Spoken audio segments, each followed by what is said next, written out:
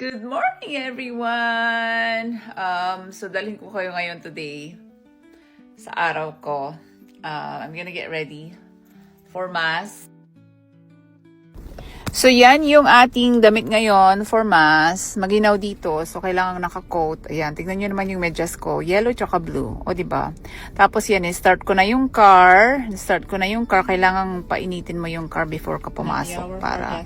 And then, nasa church na ako.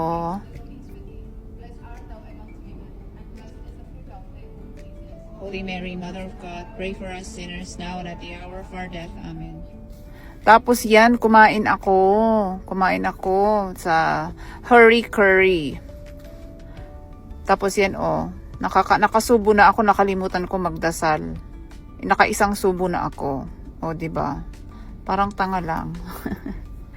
Tapos pumunta ako, after ko kumain, pumunta ako ng dollar store para bumili ng thank you card para sa kapitbahay ko. Kasi yung kapitbahay ko, pinaplow niya yung driveway ko. So, bibigyan ko siya ng So, that's all for the video. Meron pa akong pupuntahan, pero hanggang dito na lang tong video.